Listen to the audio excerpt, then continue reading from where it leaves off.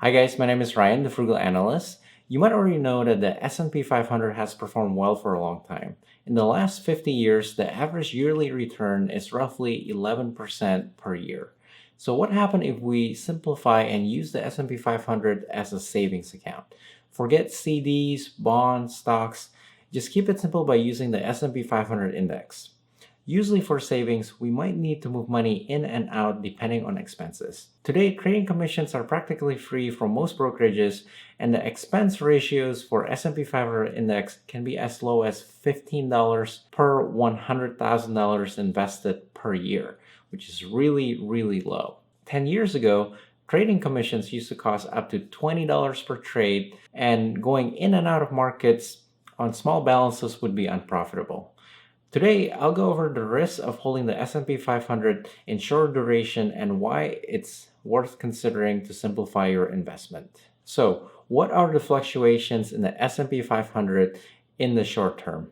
The returns are not guaranteed, but if we keep making the bet, it might as well go up at some point. Just looking at the historical data in the last 50 years, what if we put money in the S&P 500 for exactly one trading day, 2 weeks, 1 month, 3 months, what happens? Well, for one trading day, it's like betting black on roulette, except you're the banker with the advantage. There's a 53% chance of having your money increase in value. The expected gain is a tiny 0.035%, but it's positive and the advantage is in your favor. Expanding the time horizons from one trading day to 2 weeks increases the odds of making money, increases the expected value, and have a wider price change. With 2 weeks holding period, there's a 60% chance of making money and a 0.4% expected return. Now, if we keep expanding the time frame, the curve shifts to the right with higher probabilities of making money and higher expected return. The price change also becomes wider as well. So on average, the probability of making money is always greater than 50%, even if we only hold it for one trading day, and with longer time frames, the higher expected value and the higher probabilities of making money. Now, there are drawdowns and risks in investing in the S&P 500 where you can lose your money. But if we keep betting, we'll likely win and the gain might just be worth it. Now, aside from historical data, can the market keep going up?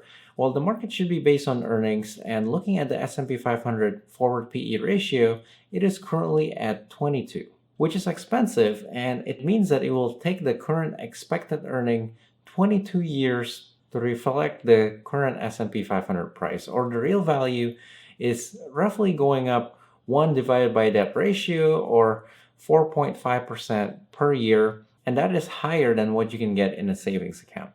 Coming back to the original thesis, is this a viable alternative to a savings account?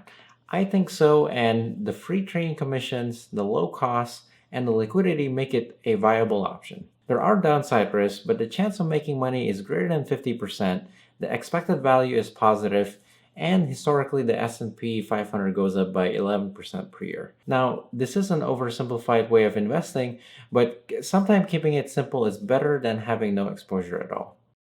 So thanks for watching. My goal is to help you make and save money. So if you're interested, please consider subscribing, and I will see you next time.